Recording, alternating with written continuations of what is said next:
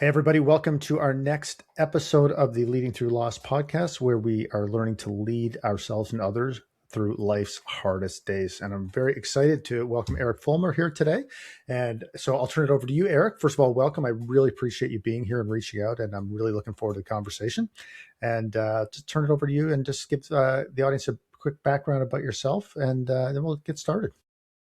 Yeah, thanks, Jason. Really excited to talk to you. Ran across you in Substack and some of your writings and have been really inspired by your journey. So a little bit about me, born in Pennsylvania, Amish country, kind of rural Pennsylvania, and grew up, fell in love with technology, got involved with that for my career. Got married, had 6 kids over about a 25-year period. So my oldest is in her 30s, and I've got 10-year-old twins on the young side of that. Wow. Ended up moving. Yeah, that's been a whole story. And I was never gonna have kids. My mom, I was like, I'm never gonna have kids. Well, that didn't work out. But 6 beautiful children. My wife's a saint, amazing. She and I both had great careers, and we ended up in the Atlanta, Georgia area about 20 years ago, and kind of made that our home. And all of our kids, as they grew up, kind of live in this area, and really had like this amazing life, just this incredibly privileged life that I took completely for granted, like we do. And then my lost story is that my son Nathaniel, who was our third oldest, he when he turned 23, which was in May of 2023, he started experiencing some fairly serious mental health issues. Was diagnosed with bipolar, which his older sister Meredith had also diagnosed with bipolar, and the symptoms had come out around the same time in her life. But then he went through some more serious psychosis and in and out of hospitals for about a 9-month period, and then we lost him to suicide in April of 2024 while we were on spring break with our younger kids in Florida. He was living with his older sister, and Meredith, his second sister, and her fiance discovered him, which was a terrible tragedy for them as well, and a real trauma for them. So that journey, that day, like it does, changes your whole life. It just resets everything. And in the last, was that 21 months or so, I've just been trying to figure out who I am and what I care about and what matters, and just trying to find a kind of new way to live, because you don't have access to the life you lived before. There's so much of that I can relate to. So first of all, I'm so sorry about your loss, man. It's I can only imagine. Actually, that's not true. I can totally, almost probably understand what it was like to watch your child, you know, self-destruct. Let's say. Um, I mean, maybe a little. Well, actually, the first thing I want to ask you before maybe get into the heavy stuff is, I thought it was interesting how you said you grew up in Amish country, but then became like a big fan of technology. How did that happen? It is funny. I'm from this very rural area that people know, for the Amish, but just loved computers from when I was little, and they were just emerging. When I grew up, and had a gaming system at Atari when I was a kid. Just computers fascinated me, and mostly software, actually. And there was a local tech company I started working for back in the day, and I just sort of followed that journey. But yeah, it's just been like, I've just been fascinated by the power of technology to solve problems, to do interesting things. Ended up building a company for the last 10 years that I started in a niche, serving some really big retailers and brands, to automate their photo studios, because I also really loved photography. It's kind of another love of mine. But yeah, just I found that it was fascinating to me. Find something you kind of fall in love with. Find a problem you're really interested in. That passion, that happened to be mine. Yeah, nice, man. You know, I chuckled to myself when you were talking about never having kids. My mom occasionally will bring out this letter that I wrote to her when I was 17. It's this long form, handwritten letter about how I am never going to get married. And if I do, I'll pay her $20. And it was like this signed I've never actually she tried to collect, but I mean, I'm saying the statute of limitations is up on the contract, but yeah, it's just funny how much certainty you can have at the age when you're basically the dumbest. Well, and unfortunately, it kind of connects to that. The ages where we're losing a lot of kids is that age when you just don't know anything yet, but everything seems so, to your point about that, you were so sure of things.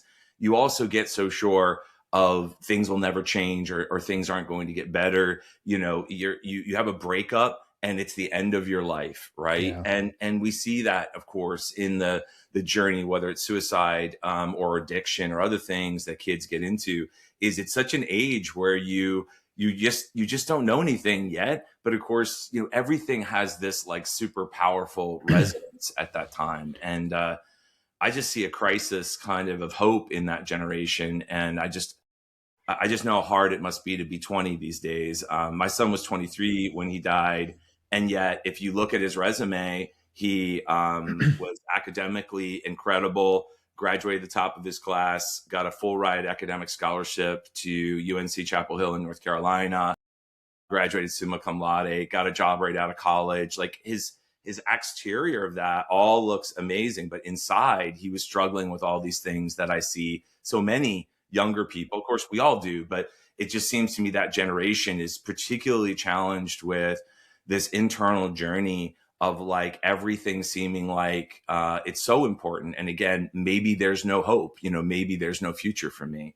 And I think it's tragic, and love to do something about it if we can. Yeah, man. Have you ever heard of the Sean Ryan podcast? The Sean Ryan show? It's like, so my buddy, I was just talking to my buddy, yeah, we run a coaching program for dads, and we were talking about this in the call. But one of his recent guys he had on as a was a hacker, and I guess he was one of the world's like leading hackers. And now he's become like this ethical person trying to like stop this stuff. And what he was saying was, and I could not believe this, is that so they have this thing that'll happen a lot now is like sextortion or whatever they call it, like. Yes.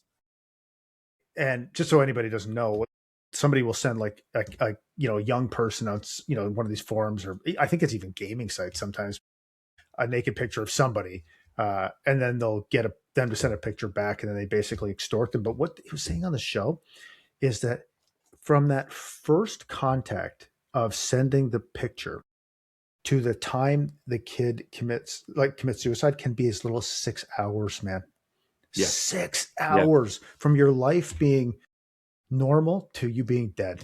That Yeah. just blew my mind. There was another case recently. I think it was less time than that. But yeah, it's a question of hours. And Mhm. again, it speaks to the vulnerability at that age to that sort of experience, right? And the shame, the possibility of shame, of being outed to all your friends.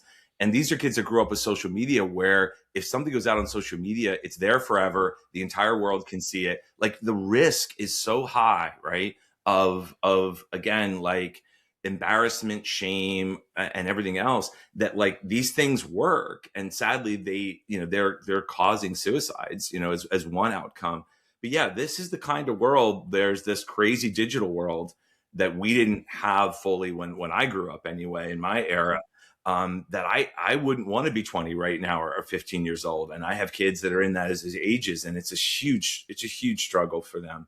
But yeah, it's a strange and scary world right now in a lot of ways. When I think about the journey that kids have to take, and then when I think about the journey that as an adult that I'm taking, it's like, how do I help?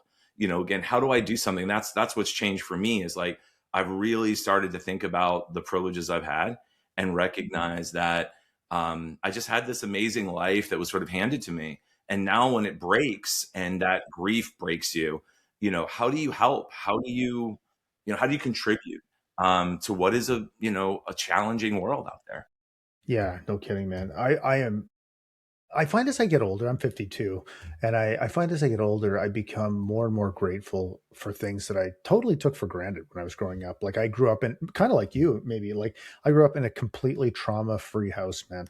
Both parents were there, like my mom stayed home, my dad worked. They never even really fought with each other. And the older I get, the more I realize how rare that is, and just what a gift that was. But also growing up, I mean, I started high school in the 80s, like 1987. So there's no phones or anything. I mean, I just feel so grateful that I managed to get through that time of my life in that era.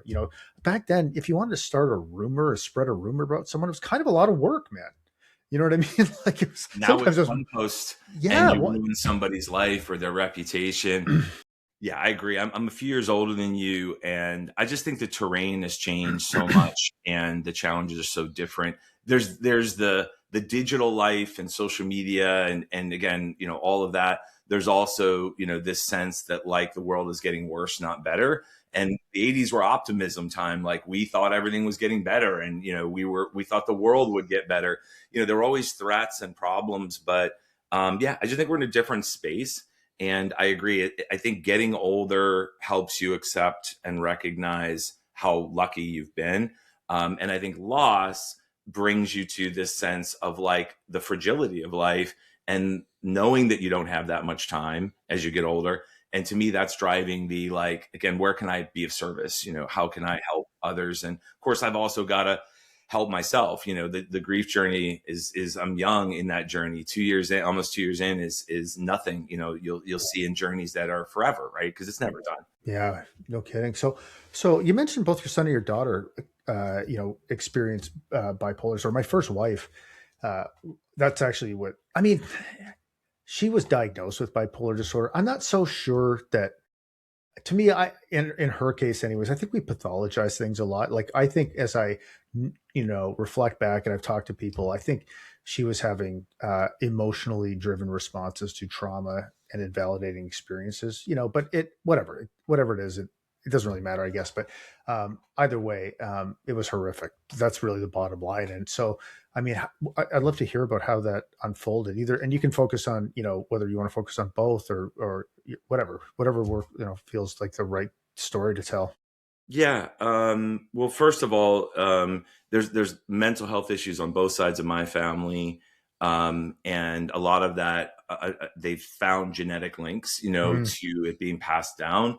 And it was strange that both my daughter and my son, at 23, they're 5 years apart, but each of them, when they turned 23, almost instantly had these experiences where they started to have these symptoms of paranoia and kind of the manic, cycle. But again, 5 years apart. So when we went through it with Meredith, our older one, she got into, she ended up basically getting into an inpatient for about 5 days. It sort of scared her straight in her case. She was an inpatient. Again, talk about privilege. She realized that there were people with huge problems and issues, and she basically came out saying, "I'm going to treat this. I'm going to take it seriously." She got a psychiatrist. She was lucky to, again, have access to medical care. She got on medication, and she basically got her bipolar essentially under control, pretty much, within a few months of the symptoms emerging. And she's been stable ever since. And this is now, 10 years later. Sorry, 8 years later. She's great. She's doing well. She just got married. She's been fantastic. So when my son 5 years later turns 23 and he starts seeing the same symptoms, it was weird. It was very strange to say like, oh my gosh, like, is this weird seed that's planted in your mind? Right. And also we knew he had anxiety and other things. And I think to your point about diagnosis or pathologizing things, it's never clear because yeah, we're so complex as humans. for sure. Like it was this or it was that. Of course, we try to make these narratives. It was caused by this, or again, suicide was this. It labels people in ways that are too simple. But his experience was much more severe. He had actual psychosis along with his manic episodes. So he was hearing things, he was seeing things. It was a much more severe experience.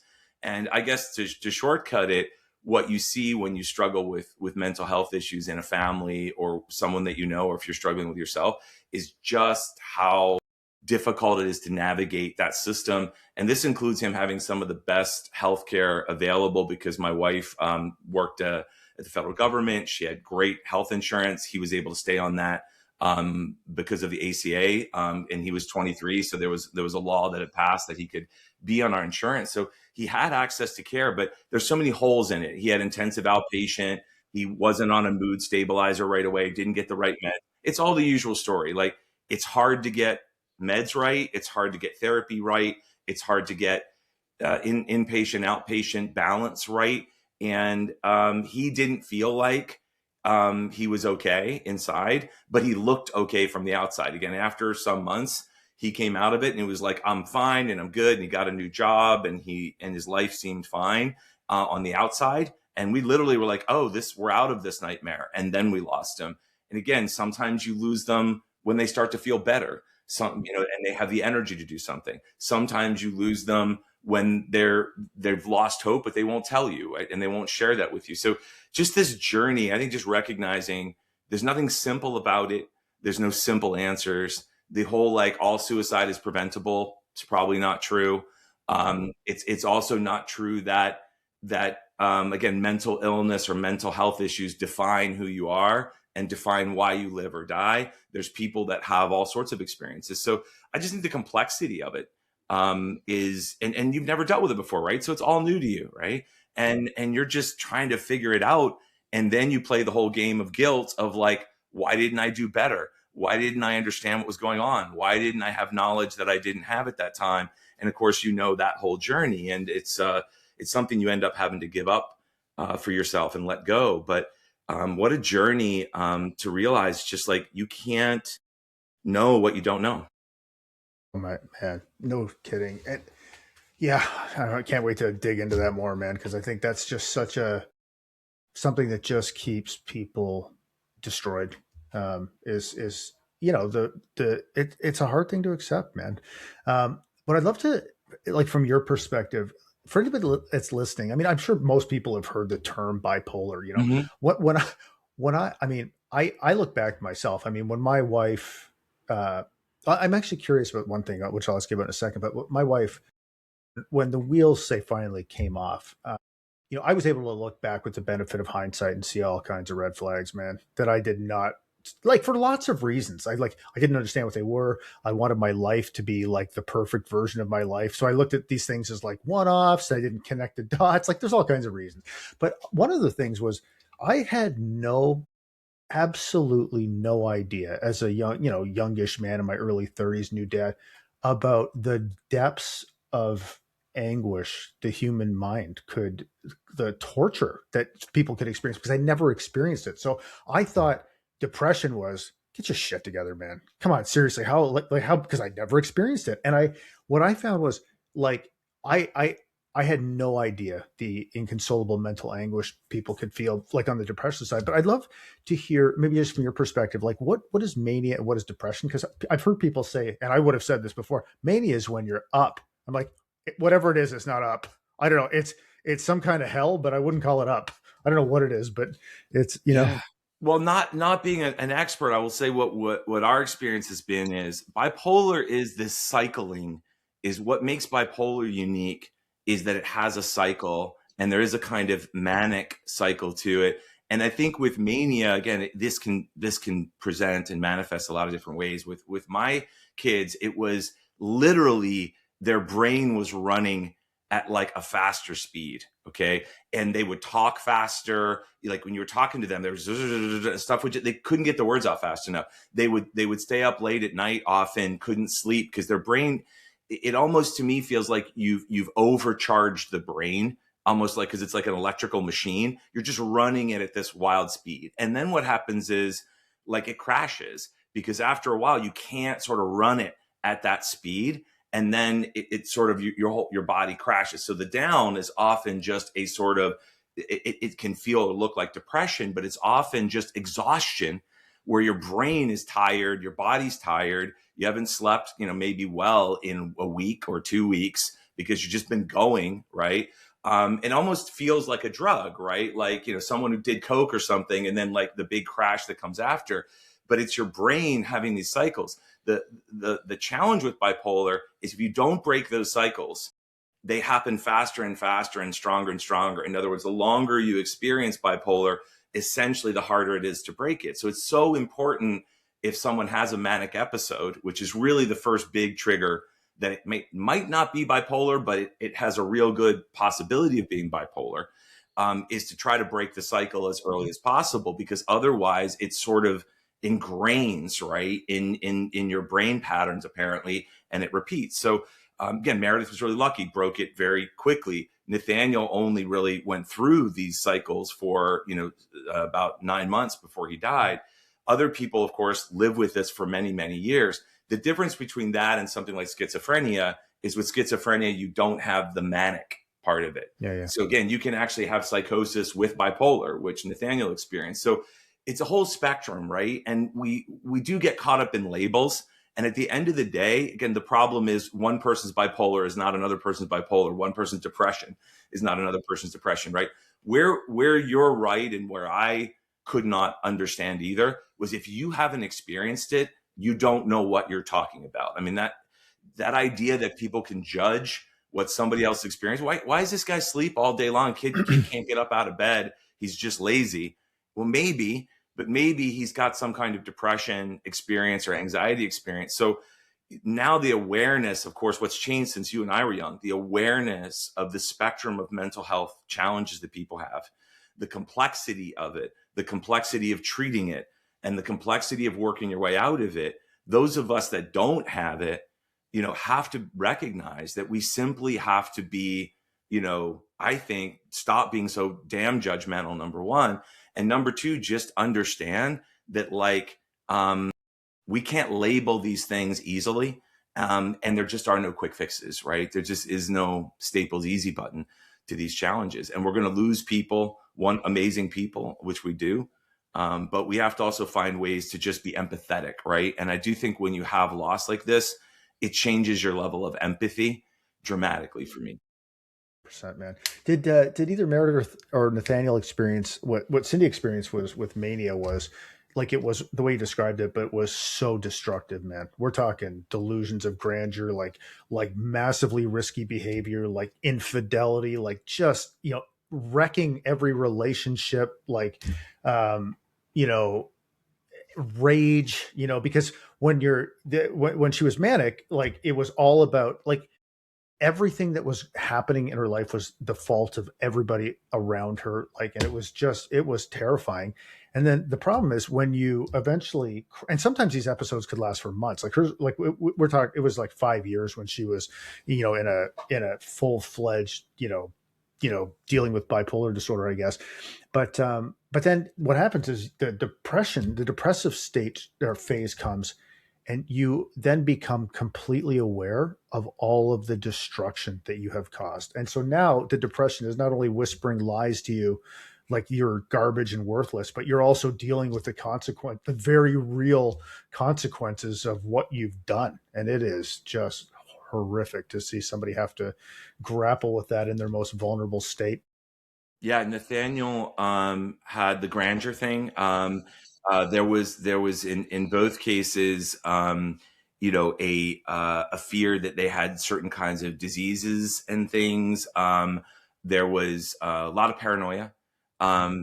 Nathaniel, I think, honestly, I do think one of the reasons we lost him, and again, it's complicated, but the shame that comes with when you come out of those manic phases and realizing that you did this. But again, I always looked at it as it wasn't even my kid. Like what was happening in the manic phase is not the person that right? They're literally operating like a completely different person. The way they talk, again, the things they say, the things that they think, you're like, this is not the person that I know. But when they come out of it, they're like, that was me, and that's what I did. And there was a lot of shame. One of his last social media posts was like, I've been having all these mental health issues. I'm sorry for, he had posted a bunch of stuff on social media, all kinds of wild stuff that he thought my wife and I were trafficking him sexually when he was a baby, or different things that happened.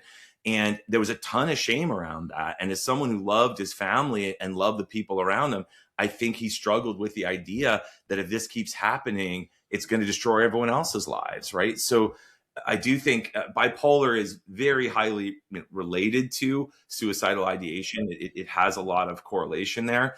And I do think sometimes it is the weight of, I can't trust my own mind to not go there again. I don't know if we can stop this. The medication might not make you feel the way you want as well. There's all kinds of challenges there. But yeah, the shame is just a huge part of this. Yeah, and like as the dad, it's so easy for you to be able to say, or me to be able to say, well, that's not you. But for the person who's like Nathaniel or my wife, like I don't know how you could ever convince someone of that. I mean, you know, and then because even like in Cindy's case, her friends, they still loved her, but she was so toxic that they could not be around her. Like, and so they put up a wall around themselves, and that was incredibly painful for them too. But she was so disruptive and destructive, and anyone that she could, glom onto, let's say, like she would just cause, like, just screw up their lives too. And like, so they put up this wall. So now she's in this depressive phase, and she's got no friends, It's the and isolation. Yeah. It yeah. literally feels like if you wanted to design something that would destroy your life and the life of people around you, it would be hard to design something that is more effective at that than bipolar, and that you end up isolated. And of course, the more isolated you are, the more you believe that you don't have any value and that nobody loves you and all this stuff. So the boundaries that people have to put up, like we had to control access to our younger kids who were absolutely his favorite people in the world. They loved him. He was the best big brother you could ever have. We had to get a security system on our house because he would break in the middle of the night and terrified them because he was convinced that there was something going on, like in the house. When you do that, you're trying to protect yourself and you're trying to create boundaries and you're trying to like run your own life. Again, all of that is isolating to the person who's experiencing it. So I just think the combination is, it's unbelievably difficult to navigate for the people experiencing it. It's unbelievably difficult for the people that love that person.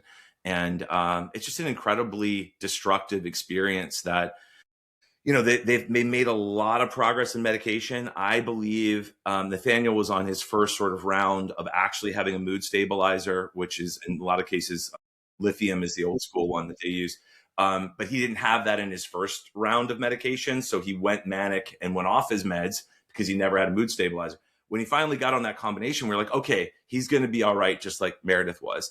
But what we heard later was again, he was struggling with how the meds made him feel. So then you have the whole journey of what medication is good at and what it's not good at these days, which is the way it targets your brain. It over targets, right? So it can't just sort of fix that problem. It causes other challenges, whether it's weight gain or whether it's mood. So even with the treatments we have, which are amazing, again, like I do not want to understate the work that's done on medication to try to help people, but it is imperfect.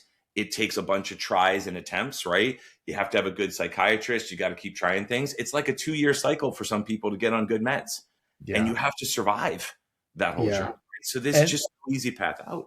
yeah, and for Cindy, I mean, it was a horror show. I mean, she never was able to get it sorted out. There was times they had her on 5 medications. I remember calling the psychiatrist and be like, just screaming at him, saying, like, what the fuck are you doing here? Like she was barely alive. Like she was just a zombie. So then you can't live like that either. So then what happens is, she goes off her medication. It's just like, to your point. Yeah, here you go. You're So back to the party again. Yeah. yeah. So one thing I'd love for you to share, because I think this is something, especially for men, I think it's really important that they hear this because, for me, when I was going through this, it was really the most important thing for me, other than trying to keep my wife alive, but the most important thing for me, like as far as how I presented to the world, was that I had my shit together, which I totally did not. But I don't know. I wanted people to, I couldn't handle people's pity. So I just wanted to make it look like I am so capable of like navigating. So I was basically drinking my face off behind the scenes and, all that. But what was it like for you as a father to have to confront your own powerlessness as you watched your son go through this? Yeah. Well, it was a hell of a life lesson in, yeah, and just recognizing your lack of control and recognizing that you you can't get connected to outcomes the way most of us believe that you can. Like you just don't have as much control over outcomes. So one of the journeys for me has been to recognize intent is something I can control, and effort is something I can control. but outcomes is not something I can control. And for someone that's lost someone to suicide, if you can't make that work for you, you end up spending your life playing the what if games of Yep. what if I could have done better, and the guilt and all of that stuff, when you recognize you just don't have control over these outcomes. So that's been the journey for me. And some people again go to addiction, to your point. Some people go into their own depression. I've been very fortunate that I kind of was able to keep it together, in part because of my other kids. But the way I kept it together was not to pretend that I wasn't hurt and that I wasn't struggling, but was to be really open about that. I'm just the kind of person that I'm okay with crying. I'm okay with being angry. Like I didn't try to lock it down. And I think the key was, like, the more you try to lock it down, right, the worse it gets, in the sense of, trying to create a shell, or armor. It just doesn't work. Tell me about it. Um, so when Nathaniel took his own life, I mean, I'm sure I don't know how to ask this. I'm sure it was a shock, but was it with the way he was, you know, maybe the way his life was falling apart, let's say, was it a how much of a shock was it? Was it something that you had like actually seriously considered before it happened? Well, the reason, first of all, he had other attempts, two that we were aware of some years before, but in both cases, one, he cut himself, but he took himself to the ER. This is while he was in college, so we weren't around at the time. And he admitted that it happened, and he admitted that it was under stress, and so it was a self-harm thing. And we believed him when he sort of said, like, it just, it happened, and I'm going to be okay, and sort of thing. And then there was another time he went off to the Outer Banks, which is our favorite place to go to vacation, by himself. Just took off, didn't tell anyone he was going. We tracked him on his phone. We ended up having a cop stop him. We were calling all these police departments. And basically, we had a cop intervene and pick him up on the road. And he was smiling and said everything was fine. But later on, we realized, much later, that he had been intended to go drown himself in the ocean. And it didn't happen. And we don't know how much that was our intervention. And even with those, and these were not immediately before, he also then was suicidal around Christmas time. I had to take him into inpatient on Christmas Day, 2023, because he admitted that he had been, again, manic again, and that he had been attempting suicide. Even with all of that, like, I add all that up, people would say, like, of course, then you were expecting that it could happen. At no real point in any of that did I actually believe that that would happen. Like, I never really seriously thought it would happen. And it's very strange now to think back on it. It's like, well, you should have been sort of preparing yourself for that. You're not. You're trying to save them. You're trying to save yourself. And absolutely, it never would enter my mind that we would actually be living in this reality. So I know parents who struggled with many attempts, and there were some parents on Alliance of Hope, which is a suicide loss survivors community that I'm heavily involved in now, who said it was a shock, but not a surprise, because there had been many attempts. They had literally talked about it with them. But with Nathaniel, he had kept hiding it in a way. He really didn't want us to be exposed to it. So even for me, I just could not process the idea that I would lose one of my kids. And then when you do, it's still just this unbelievable journey of shock and awe. Like, your brain can't figure it out. The first year to me is just your brain being like, this just doesn't add up. It doesn't make any sense. And I can't figure it out. Right. You're just absolutely in a shock kind of phase. So I think no matter what happens, you just never want to believe it can be real. Yeah. And I think that's, I don't know about you, but I think that's one of the things that I needed to wrestle with after Chloe died, was that I didn't understand I was worried, super worried. Like, she didn't take her own life, but she might as well have, let's put it that way. And I'm sure if she had not died in that drinking and driving accident, can't know for sure, but I'm pretty confident she would have ended her own life, because her life had just become completely out of control. And, but I think that's one of the things, parents have to wrestle with is exactly what you just said, which is, how could I how could I not have seen that with the benefit of hindsight? I don't know if you had to go through that, like, you know, when you didn't really, wasn't, you thought it, no matter how bad things got, it couldn't really happen. I guess my question to you is, did you have to wrestle with that, like with the benefit of hindsight and saying, like, if I look back, of course it could have happened? Oh yeah, oh yeah. I don't think any parent, or even if you lose a spouse, or again, you're even a child that loses your own parent. When we look at suicide loss in particular, it's like, I think you said it earlier. You can't imagine what it's like to be in the headspace of someone that dies by suicide unless you yourself have had attempts, you've had suicidal ideation.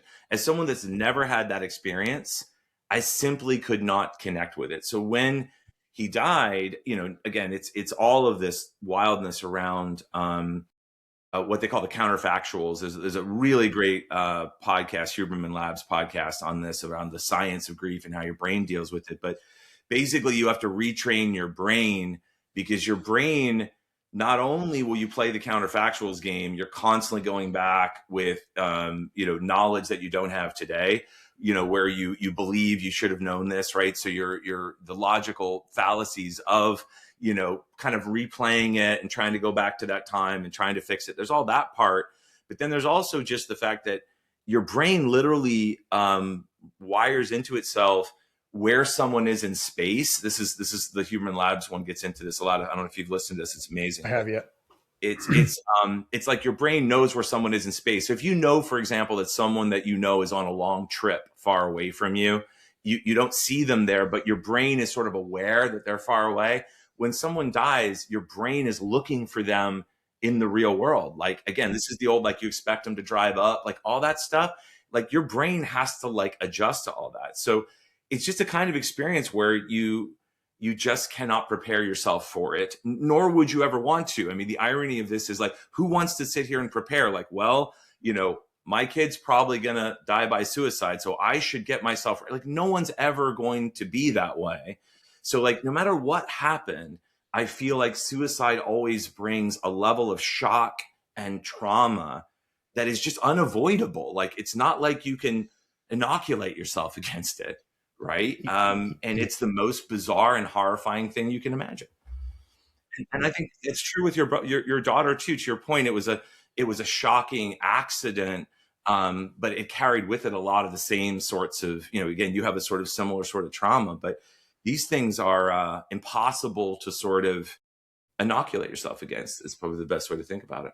Yeah, they are. The way the thing you're describing about your brain, looking for people in time and space where they no longer exist, is there's a book called The Grieving Brain, and they talk about this exact thing. And it's because what we do is we create, in order to make sense of our world, because we have so much information coming at us all the time, much more than we can process. We look for patterns, and our brains are fundamentally pattern matching machines. And so the example they use in the book is like, imagine if you are going down, you've lived in your house for a long time, you're going down in the middle of the night to get a glass of water, okay, and you walk through the dining room and it's pitch black. Well, you know where the dining room table is, but even though you can't see it, but if you were to put your hand down on the dining room table and it wasn't there for some reason, it would be jarring and you would feel like completely disorienting. And then when you lose someone, think about how many different sort of experiences you have where you expect them to be. Like, you come down, if your kid still lives at home, they're sitting at the table having breakfast. They come home from school, like whatever, you take them to work, and all these things now just don't happen. And it's a very slow and painful process of having your brain rewire itself to create a new virtual map of the world. It's super disorienting. But something else you said, I think, that's really important, and I've been thinking about this a lot lately, but the idea of sort of those counterfactuals, going back and saying, like, if I only did X, then Y would have happened, is, I think that, and I heard David Kessler talk about this. So he wrote this book, The 6 Stage of Grief, Finding Meaning. And basically, what he was saying in the book, I think I might have heard this on a podcast of his, but basically the idea is, like, the loss of like a loved one, say a devastating loss, is so disorienting and chaotic, and you feel such a lack of control over almost everything. You know, your everything's changed, your relationship, with your point, your identity, like all of these things. And so what you do is we are so desperate to create this some level of control, whether it's a total illusion or not, that actually going back and saying, if only I had done X, like, you know, they'd still be alive. It's, you're trying to create some control, even though it is just anguish inducing. And plus, you don't know if you went back and did X, if Y would have happened anyway. So it's actually, as painful as it is, it's almost easier, quote, easier to go back and create this illusion of control than it is to actually accept how little freaking control you ever had in the first place. Yes. And what an interesting thing is that it allows you to create a narrative that makes sense in a way, but then it's your fault, right? So as Yes. long as you can make the narrative that it's your fault, now you get to just live with the guilt for the rest of your life, right? Which again will totally destroy you in a lot of cases. But at least to your point, you can kind of make sense of it on some level. If you decide that you can't do that, then you have to live with the ambiguity of all of it, which includes, I can't label that it was bipolar, or it was this, or it was the alcohol, or it was the loss of the boyfriend, or what, you know, whatever happened. You know, the classic, you're always looking for clues. You're like a detective forever, looking to put this pieces together.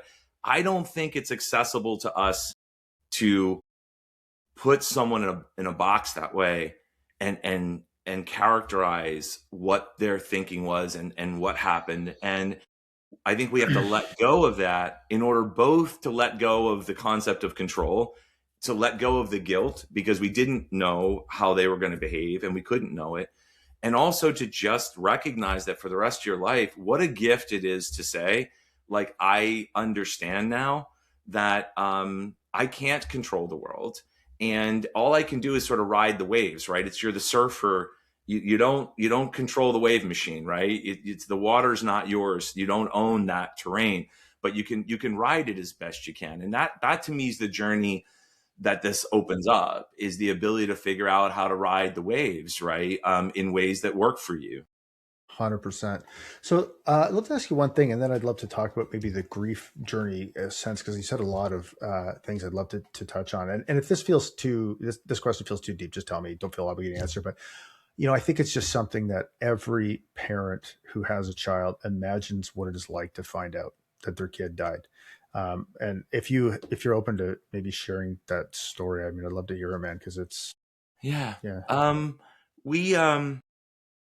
We were on vacation. We were away. We were about to come back. So we were away for spring break week. It was April April 1st to 5th week. We were in Florida, and we got a call. I got a call from, maybe it was a text, I can't remember, from his boss. So he had just gotten a new job. He was working at a university. He was living with his sister who lived nearby there. Again, things were better. He seemed like he was getting better. And we get this contact from his boss, and she's this lovely lady. He only worked for her for a couple of weeks, and she says, Nathaniel didn't come in today, and I'm worried, and I just wanted to reach out to you because it's not like him.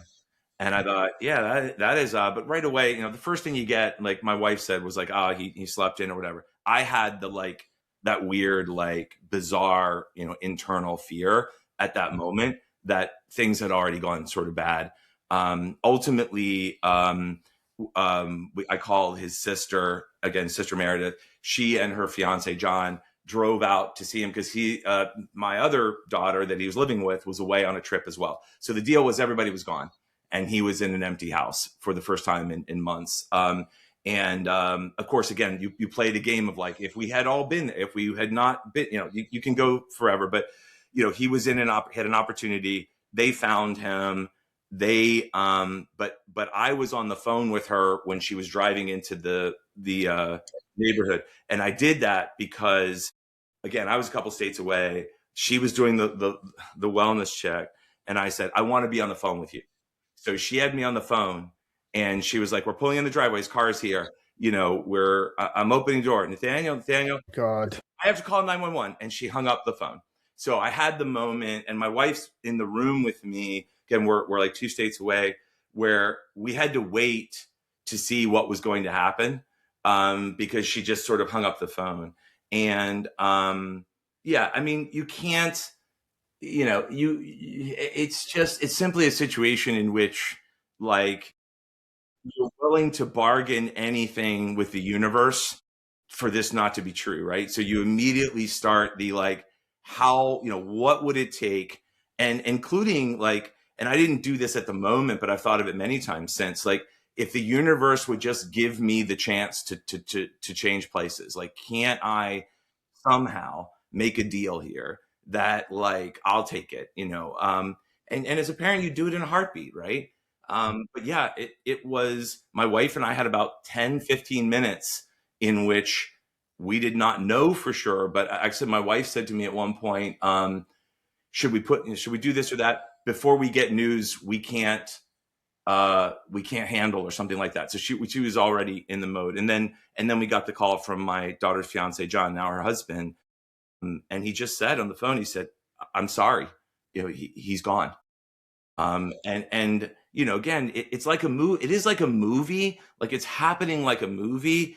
It's just in slow motion, and it's a cliche because we've all seen these scenes, like, from other places. It's like that, but it is, yeah, it is just, and of course you're in shock. Like, it's impossible to sort of process. We all started crying. I grabbed my other three kids that were all there. We all just said, like, we're Nathaniel's gone, and trying to tell two 9-year-olds and a 12-year-old, like, their older brother's gone. Like, it was beyond belief. And of course, it's not an experience you'd ever wish on anyone, of course, but this happens all the time in the world. I mean, I think the thing that we didn't know in our privileged lives before we went through this was these sorts of losses happen all the time. The world is losing amazing people every minute of every day. You can't be aware of it that much, because if you're aware of it all the time, right, it would break you. Yeah. But when it happens to you, you can't avoid it anymore, right? But, like, death is as much a part of life as anything else. And anyway, I mean, that's a sort of a long description of it. But it was impossibly bizarre, and it just took a long time for it even to settle in. I think I was in shock for several months, that it really just didn't fully, like, sort of settle in for a while. Yeah. Oh man, I appreciate you sharing that. And I hear so much of what you're saying. I mean, for me, I think for me, because I've been through this with my wife, I didn't go through this, like, I didn't go through this phase where it was like, I didn't believe it was true. I mean, I don't know. I just knew it was true. But what I went through, I think that was, like, so because she was in a car accident, it was so violent, that I was literally praying that the coroner would tell me she was too mangled to see, because I didn't want to see her again. And I wanted the decision to be taken from me. Mm-hmm. And I remember being on the phone with him, and, he started going through this laundry list of, like this freaking macabre laundry list of, like, all the parts of, and I just said, please just tell me, is she too mangled to see? That's exactly what I said. And he goes, basically, in my professional opinion, she's viewable. And I remember being like, oh my God, my daughter is, like, just got described as viewable. And, when I went to see her, so I didn't, up until the moment we got to the funeral, I actually, even after that, even at the funeral, I didn't even know if I was going to go in to see her. I didn't know if I could do it. It was my daughter who went in. My wife went in, and my daughter went in, and something about my daughter going in just my younger daughter gave me the strength to go in. And but yeah, I mean, it's just the most surreal, like, unbelievable experience that you can imagine. But yeah, so I mean, I'm curious, what did you think? What was your concept of grief before this happened versus your understanding of grief, maybe, since this has happened? Yeah. I feel like I didn't know what it was. I was so fortunate. Both my parents are still alive. I had lost, some grandparents that I loved, but, like, I said this on another podcast recently. Until grief is, like, right next to you, like, it can be 1.5 steps away, again, it's your grandparent. I lost kids to suicide that I knew in high school. In fact, one that was a reasonably good friend of mine died by suicide, about 3 or 4 years after we graduated from high school.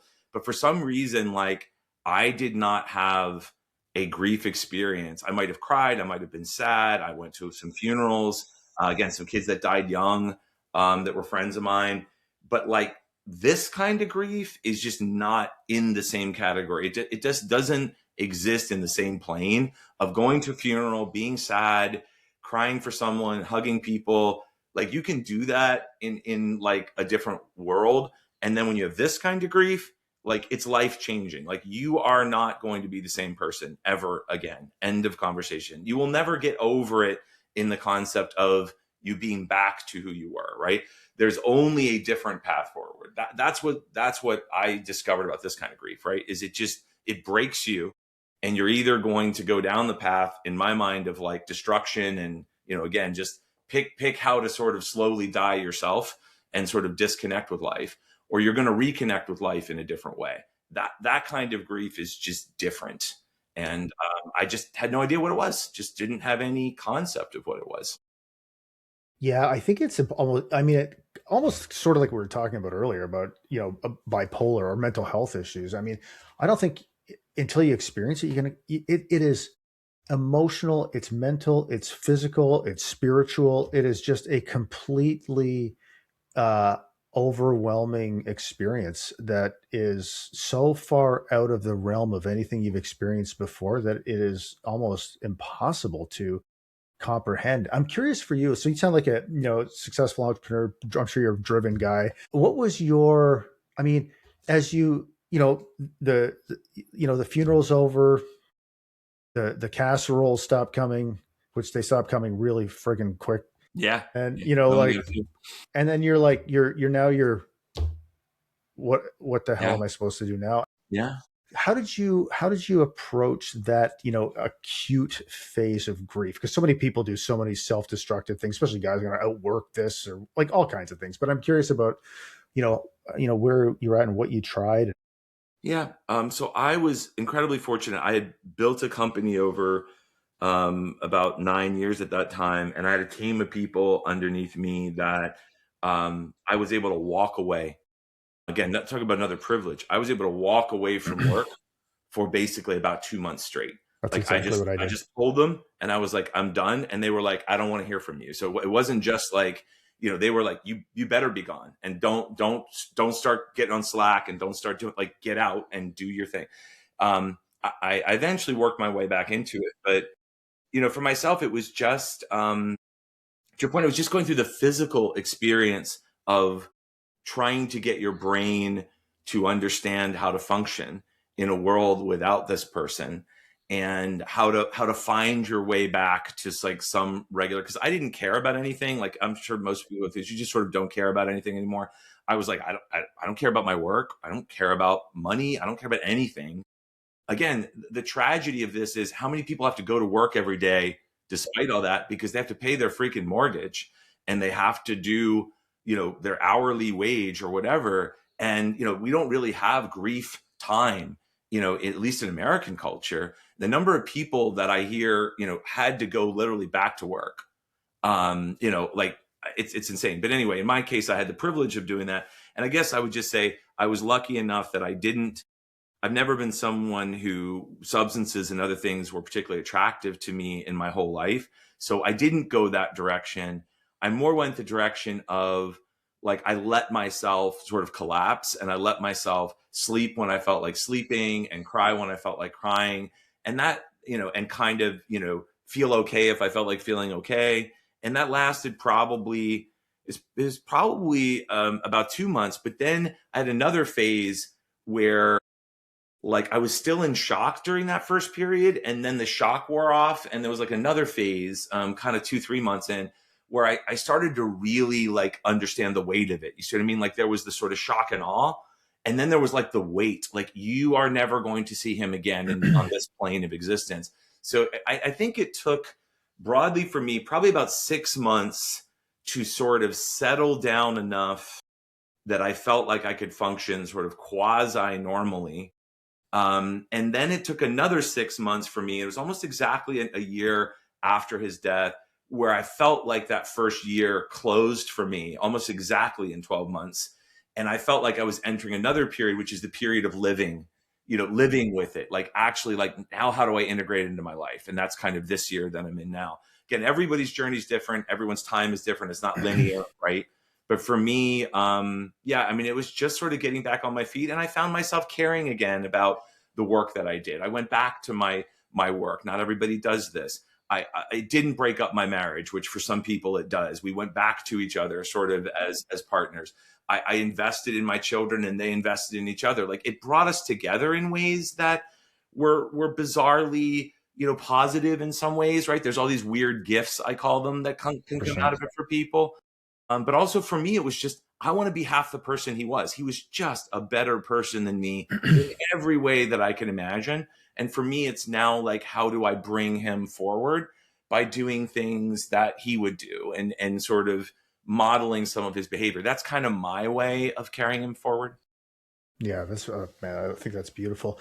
Especially in those initial phases, like one of the things that I've been grateful for, and I think again, in this really bizarre way, I mean, going through my wife's suicide taught me a hell of a lot about how to navigate, because I did everything wrong basically, or with my wife, and every self-destructive thing you can probably imagine I got into at some point or another. But so by the time my daughter passed away, I mean, it's still a horrific thing, but I have a set of skills and a network of people and a vocabulary that I didn't like for expressing my emotions, and a willingness to be vulnerable that I did not have back then. And so I, that's, I think, huge. And I've always remained like, even when things feel just incredibly dark, I always have been able to remain optimistic that, I know that I will grow through this. But I'm curious for you, like, did you have at any point, in some of those, maybe your darkest hours in the aftermath of,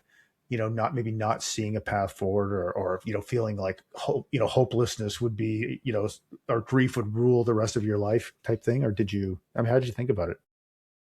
I would say that in the darkest times, what struck me was the meaninglessness of existence, right? If someone as amazing as him, again, far better person than me, far better person than most people I've ever met, can just disappear from the world. And the world basically just goes on. To your point, like Yep. casserole's gone. Celebration of life was about 3.5 weeks after he died.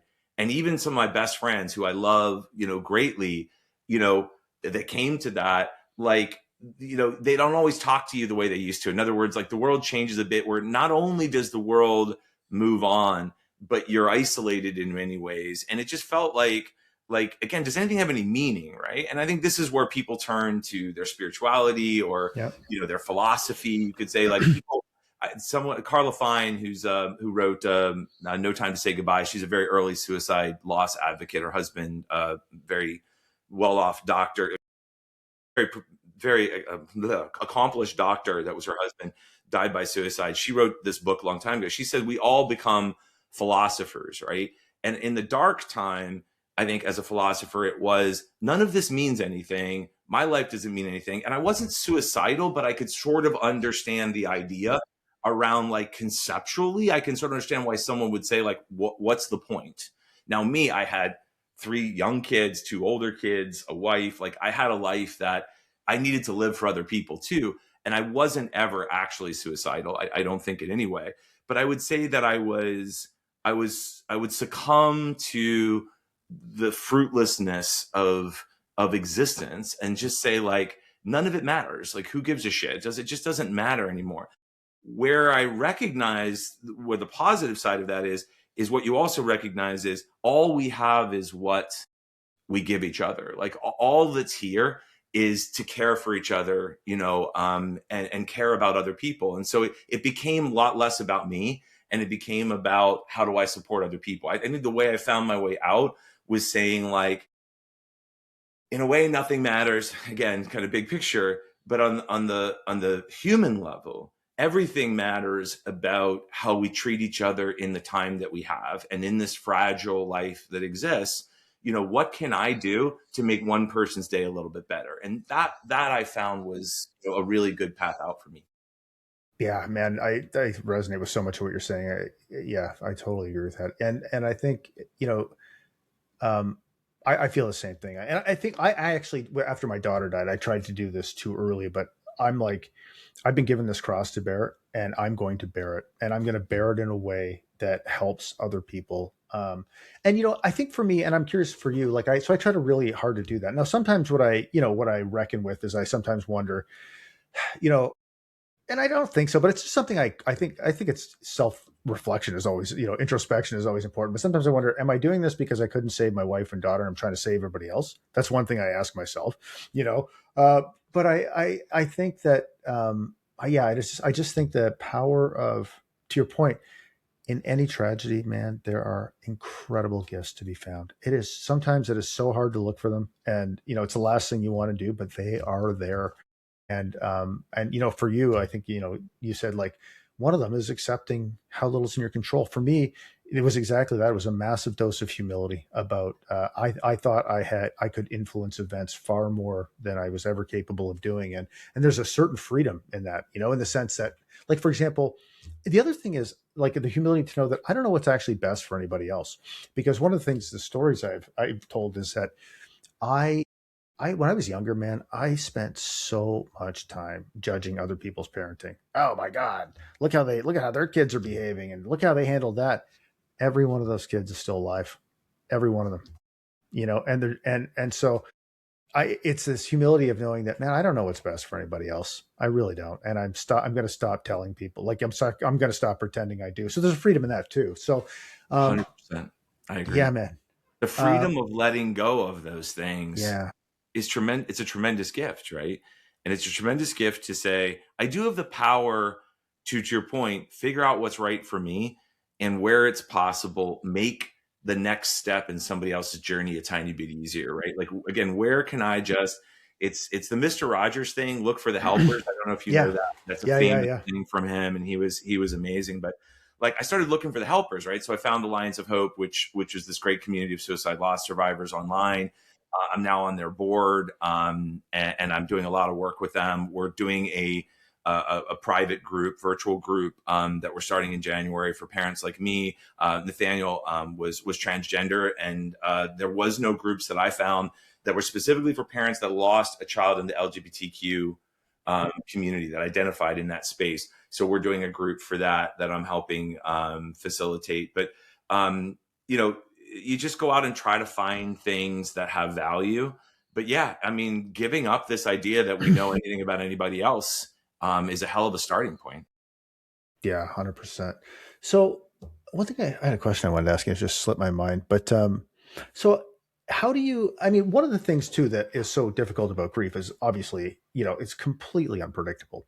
And actually, I wanted to float this idea by and see your reaction, because I just started thinking about this. We did a live stream on our Substack last night, with just some other people who write about grief, and I had this thought came up in my mind, which is, so it was my daughter's, it would have been her 22nd birthday 2 days ago. And sometimes I think that, like, people almost pre-manufacture pain, because there's there's a certainty with it. So just bear with me and tell me if this makes any sense to you. But, like, so I think, like, when we look at things like, anniversaries, or Christmas Yeah. holidays or whatever, like, I think that if we tell ourselves, so when you lose somebody you love, like we were talking about earlier, throws it eliminates, like, all the certainty from your life. Like, I don't know who I am. Like, it eliminates relationships. It eliminates your identity, or changes all these things. And so there's all this chaos and uncertainty. And I think sometimes what people do, I think I've done this, is where I say, okay, when these days come up, I know they're going to be freaking horrible, because that gives me, like, this sense of, like, some sense of certainty, man. At least on this freaking day, I know what to expect. And then, like, so this year, what I did was, I was like, yeah, no, I don't, I think it's actually, like, I'm like, I still have moments of, like, really intense grief, obviously, and I probably will for the rest of my life. But I'm like, yeah, like, I think this year is going to be different. And then this year was, like, super painful. Like, it was just like her birthday was, so then it's like, so then you're like, oh my God. Like, so now, but I think the solution is just don't tell yourself any story about it's not going to be good. It's not going to be bad. It's just, you don't know what's going to happen till the day. But I mean, what do you think of that idea about like, trying to create some kind of like maladaptive certainty by saying, I know this day is going to suck. At least I can count on that. Just like saying, I know it was my fault that they died. Wherever you can find anything you can cling to. I mean, you're literally like in an ocean, like a tsunami has come, right? And the flood has come, right? And you're floating loosely. Like, grab onto anything. I think you're right. There's a men's group that I'm with, and one of the fathers called me up, and we're all suicide loss survivors of our kids, and he said, like, his birthday's coming up, I'm trying to like get ahead of it. He was trying to sort of game out how it was going to be. And I said, like, you don't know how it's going to be. Like, it might be that you actually don't feel that bad on that day. You feel horrible the day before, you feel horrible the day after. Like, nobody knows. Right. But to your point, like, it's just like everything else. Don't get caught up in the outcome. Don't get caught up in the control. Just let it, you're going to have to let it ride, because sometimes those days are shockingly beautiful in certain ways. And again, and sometimes the power of the grief is also beautiful. Again, so the idea that it's a bad day or a good day, like, is very, like, if you think of stoicism, there is no Yep. good or bad. There's only what happens, right? The Yep. world just happens, and then you decide it's good or bad. I think all of that comes down to, yeah, don't try to get hooked into any narrative here, right? The narrative that, even the narrative, my child died by suicide, or in your case, my child died by an accident, and their life was falling apart. It makes you feel good to have the narrative, but they were so much more than that. They were so much more complicated than that. They had wonderful moments. They had an incredible life that they experienced. And by the way, their life and death was not for us, meaning they didn't live and die so you and I could learn something. The fact that we do is fine, but like, let's not make the narrative all about us either, right? It's just not all about what I'm feeling right now or what's happening to me right now. A lot of it to me is like letting go of all that and saying, I'm just going to, again, kind of surf. And part of this is that, yeah, holidays one year can be great, one year can be bad. Man, there's no linearity to it, right? You just got to ride it.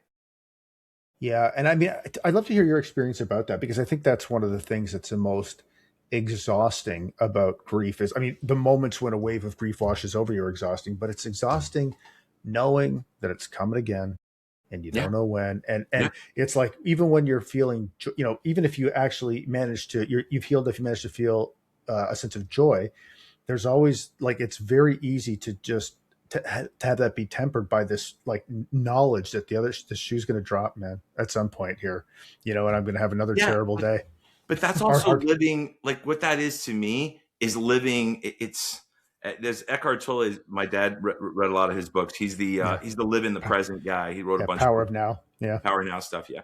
Um, in a way, you rob yourself of the power of the moment when you are, again, it's like saying, like, if someone has chronic pain, right? There's people that live with chronic pain. If they don't have pain for a moment, but all you're thinking about is the pain's going to come back, you miss the joy of the Yeah. moment in which you're not having the pain, right? So, like, you can live in that anxiety of, like, I will always be sad, because you always will. You will always have this longing for them that will never go away. But when you have a moment of pure joy, like, just let it happen. Again, live with it and savor it. We all struggle in this world right now of just being present. And there's something to being present for the sad, and being present for the joy, and being present for all of it. And that's what I tell people that come on Alliance of Hope and say, I lost my kid 3 weeks ago. I don't even know where I am. I don't know how to live. And all I tell them is try to take the next breath, like, focus on the next breath, right?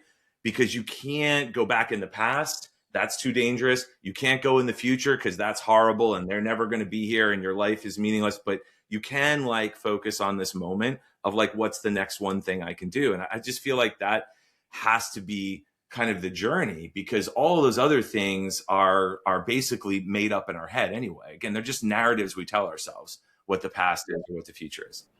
Yeah. 100%. I mean, I forget. I wish I forget who said it, because I would give them credit. you know, one of my, I think my favorite definition of anxiety is repeatedly experiencing failure that hasn't happened yet.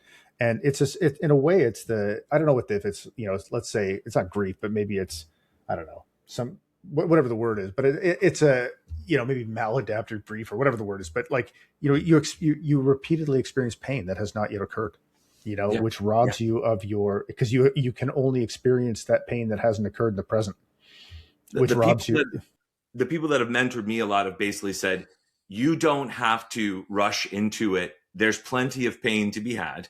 It's out there. Yeah, you're going to have it. But again, don't rush yourself to it. If you're having a moment of peace, if you're having a moment of joy, again, if you're thinking about a good thing about them, don't take your mind to the way that they died. There's no reason for you to tarnish, you know, the beauty of a moment of when they were 2 years old with how they died. Like, or whatever it is you're taking to it, right?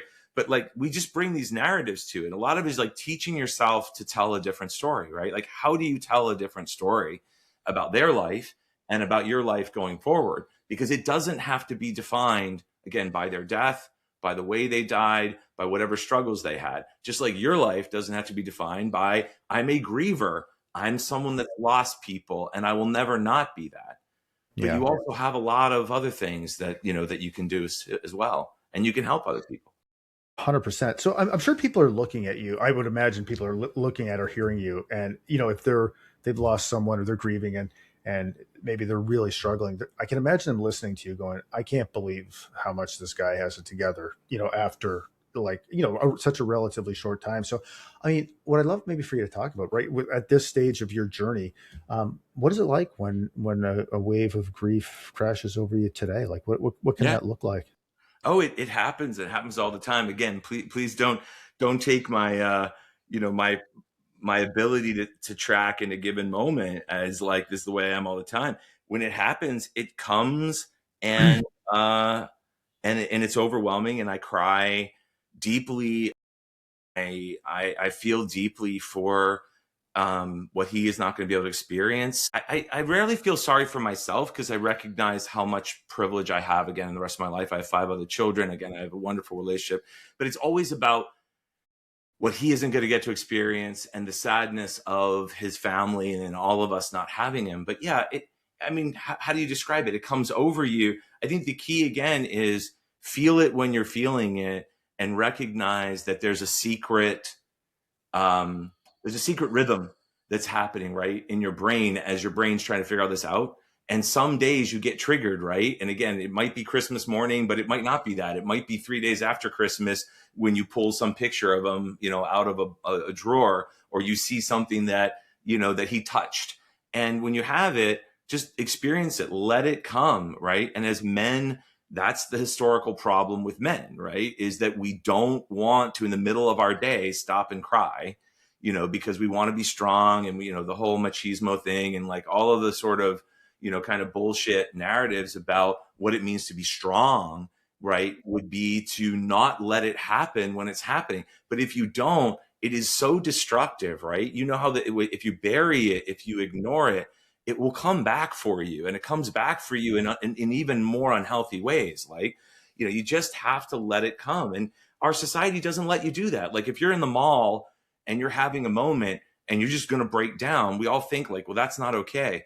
But how many of us have seen the videos now where like someone will break down and someone else will walk up to them and hug them, right? Like it's an opportunity for you to be real and to be vulnerable, right? So to me, it's just like I'm just living a day to day. Maybe for the next 6 months, I'm going to be in my bed and I'm not going to be able to get out. Like I don't know how that journey is going to go, but Yeah. there is no narrative again here except I'm doing my best in this moment. Yeah, 100%. I think what I love about what you're saying is I think you're giving people permission to grasp the enormity of the process, you know, because I think like what can be very easy is okay, you know, you're 2, 3 years and you're sitting there and you're going, I have cried about this like 150 times. And like like and it's very easy to convince you you're doing it wrong. Okay, now I'm going to cry for the 151st friggin' time. Like, God, like, why is this still happening to me? And what am I doing wrong? And what does this say about me? And blah, blah, blah. And I don't want to feel this anymore. I'm exhausted. But man, that's just what it is. There It's is no just, way to do. The only way to do it wrong, I think, is to try to wrestle it to the ground, Yeah. right? And beat it into submission because it's bigger than you. Like it's far bigger than you. There's all this happening in the background. You're just, again, to me, it's the surfer. You're a tiny surfer in the ocean, right? Just try to ride the waves as best you can. When you get knocked down and the wave comes over you and you're drowning, know that you'll probably get up and get a breath, and you'll get a next breath, and you'll be able to spit it out the water, and you'll be able to swim and find your board again. That's the journey, right? But yeah, you got to give yourself permission that, I think the only way to do it wrong is again, to believe somehow you have control over it and that you have some control of the outcome. I think that's the most destructive narrative there is. Yeah, I agree. Yeah, I think there's almost infinite ways. Sometimes when especially like a really powerful wave of grief washes over you, in that moment, I think sometimes the best you can do is just not do anything to make it worse. And there are infinite things you can do to make it worse. Like, and so, yeah, I mean, Yeah, yeah, sure. Right. yeah, Yeah. absolutely. It's experience it, live it, and understand that like you are strong enough to go through it. To your point, like let's not grab the bottle and say like now I'm gonna, because those are all just ways to essentially deaden it, right? Like you're chasing deadening the pain, and let the pain happen. It's the pain's there for you. It's got something to teach you, and most importantly, like it doesn't matter if it has something to teach you or not. It's the wave again, and you are in the water. So like you can say all day long, I don't want to be wet, I don't want to be drowning, but that's where you are. Like, so just let it happen. Yeah, and to your point about this having made you a much more empathetic person, because it certainly has done that for me. I tell people too, like, look, everybody's got a limit, man. Like, so if you are crushed by grief, and to your point, like, and I think this is such an important point, is that because I'm like you, and there's so many things about my circumstance that were a huge advantage or privilege. Like I'm in business for myself. My business partners were freaking amazing. I didn't do a thing for 2 months, and I could have stayed off longer, and they would have kept supporting me. Like to my again, like you, my relationship was wonderful. My relationship with my other daughter is wonderful. Like if I had a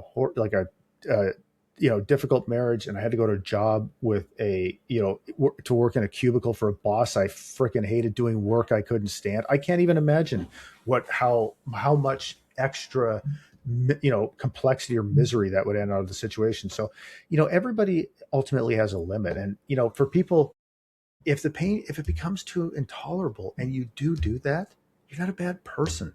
Just like if you get shit faced or you turn to drugs, or like, just it happens, man. And the worst thing one of the things we can do to make it worse is start telling ourselves that we're a broken piece of crap for succumbing. I think for guys, especially, being, I know this is something I struggle with, but it's being self-compassionate, giving yourself some grace, and just moving back to, back on the path, and just realizing that we're human, man, and we're all doing our best. The advice I give people a lot on Alliance of Hope, again, this is very common that people show up on this forum and say, again, I lost the most important person in my life 2 days ago or 2 weeks ago, or sometimes 2 years ago, or sometimes 10 years ago, and I'm now only beginning to deal with it. The first thing I tell them is talk to yourself the way you talk to your best friend if they were experiencing. And immediately it's so interesting how that changes. Again, what would you say if your best friend was sitting next to you and they had lost their kid? Would you tell them it was their fault? Would you tell them they should have done something different? Would you, because damn well your best friend didn't want their kid to die, or whatever it was, again, didn't want this horrible situation to happen, didn't want any of these bad outcomes, is just human, and like everybody else is trying their best. Just treat yourself like you treat your best friend. And we're so hard on ourselves. Like people are just so damn hard on themselves. Again, the narrative seems to be, if I beat myself up enough, somehow that's going to help, because it clearly doesn't, right? But again, at least it gives you something to do, I guess, is like just beat yourself up all day. But it doesn't seem like a good way to live. It certainly doesn't seem like a good way to honor, especially for those of us that have lost somebody so amazing. Like, what would they want? How would they want me to spend my time? Would they want me to spend my time beating the shit out of myself about what a terrible person I am? Or they want me to try to be a little better, just a little better? each day. Yeah, man. I always tell people, if you're not sure if something like what you're doing is dumb, say it out loud in the form of a sentence. And if it sounds really friggin' stupid, it probably is. So, like, say this out loud: I'm gonna hate myself to a life worth living again. Yeah. No, you're. I mean, Right. Yeah. I'm going to guilt my way to getting out of this grief. yeah, Right. yeah, Okay. Now, again, the problem with this is logically, rationally, you can do this all day. 100%, The hundred problem is percent. your emotional mind. Again, the emotional part of your mind is screaming at you that it's your fault. It's screaming at you could have done something different. That quiets over time. Again, if you're able to sort of stand it over time, it does quiet a bit. Like I think it does soften over time. But it's sort of how do you live through the time when it's just screaming, right? Your own brain is screaming that this has got to be about you and your fault. And again, it's sort of decoupling for me that this whole experience was not about me. It was about my son's journey, in your case, your wife's journey, and your daughter's journey. And again, their lives had their own meaning and their own purpose and their own direction. But all we can do is try to learn from this stuff and take from them, what they're willing to give us and what we're able to take from it. And again, like, how do you like grab the next guy, pull him up, and say like, you're going to be okay, even though you don't believe it half the time, right? But then they'll pull you up, right, when you're not okay. That's all we can do for each other. Percent, man. Um, man, I'm really, really love this conversation. Maybe one last question, I guess, is you've talked a lot about something that's also very important to me is the idea of uh, making meaning, but healing, serving others as a way of helping others as a way of like helping yourself and also making the world a better place. But I mean, what's your how would you describe your experience or worldview on the idea of doing that, helping other people as you navigate your loss, and how that helps you heal as well? It's the simplest thing in the world, right? It's like, everybody has experienced this. You can be in the worst mood and be, feeling crappy about yourself. But if you encounter a little kid, and their play phone, and they say the phone is ringing, you're always going to pick the phone up and you're going to say like, who's there? And it changes like in the moment how you feel. You know how powerful it is to have any real moment of interaction. Of course, our whole world now is robbed of these moments of human connection, right? And to me, like what feels good to me now in having lost my son is every moment of real connection I can create or enhance, with actual human beings. And that's just who we are. We're creatures of community. We're creatures of telling each other stories. We need each other, right? And so to me, it's like it's obvious to me that when I go out and do little things for other people, I feel better. It just works for me. Doesn't mean I have to do it all the time. It doesn't mean I'm not caring about my own needs, but it does mean that I'm trying to find a balance that like serving others has a tremendous reward. And for me, it's also, again, I use it as this is what he would do. This is how he lived his life. And even if that's not what your lost person experiences, maybe what their life was like, I think it's like what we all aspire to. I think we all wish to be someone that other people will say someday, like they made my day better. I remember this moment, right? Like remember a great teacher that you had, one thing they said in a classroom one day, and 40 years later, it's still in your head. Like that's powerful, right? And the power of it is that you can change the world through these tiny little experiences and moments, right? So, that's it seems self-evident to me that if you just try it, it's like, wow, that feels good. And maybe it doesn't for other people, but it feels great for me. Man, me too. Me too. Actually, one more question is would you tell people? I think one of the experiences is as we as a griever, let's say, is especially in our culture, is that nobody understands grief, and so one of the things that people have to wrestle with is the people who love them have no idea how to support people through grief. So basically, before long, they just nobody says anything ever Yeah. again. Yeah. But Right. so Yep. what would you tell people just generally about how to support someone they care about who might be grieving a devastating loss? and I'm not making this one up because I've heard it so many times from other people, but I'll repeat it and steal it from all the sources that are true. You show up, um, you show up open, and you show up with the real intent of being present. That's it. Like it, this whole like, what do I ask? What do I say? Just don't say anything. Just be there. And I know the power of that. I know the power of someone sitting with you. So there's a great movie. I don't know if you know Wind River. If you've ever seen it, Yeah, I don't think I it's have. a fantastic film. And the very last scene is two men sitting next to each other. One is Native American. The other is this tracker guy that helped find the killers of his daughter, basically. And the two of them are just sitting there quietly in silence, looking out together, at the world. But like that sort of presence, nobody's on their phones, etc. That's all you need to offer, like sincere presence. And the problem right now is our world is so distracted. It's like, if I want to talk to you, Jason, I have to text you. Well, what the hell am I going to say in the text, right? And I'm a big fan now of you call somebody up on the actual phone and just say, "Hey, I'd love to listen if you have anything to say, but I just wanted to sit here with you." Like if you can't be there present physically, at least be on like a voice line. Like, but we have to be present for each other. And the social media and all that stuff, it actually is very isolating. It's not the same thing. So just genuine presence is the best gift any of us can give to anyone. Man, I love that. I've never heard somebody say it quite like that, but just I'd love to listen if you have something to say. That's what a beautiful gift, man.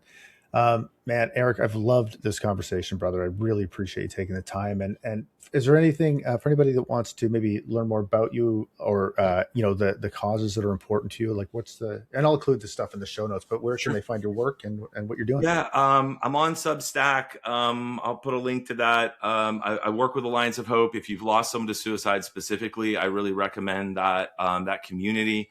And just generally, I would say I'm working on some ideas about traveling together, people in grief traveling together, doing adventures together, that I'd love to talk more about. It's very early, but I'm interested in connecting with anyone that has had loss, and that's looking for connection. Well, I really appreciate you taking the time, and I know this conversation is going to help a lot of people. So thanks a lot, man. Thanks, Jason.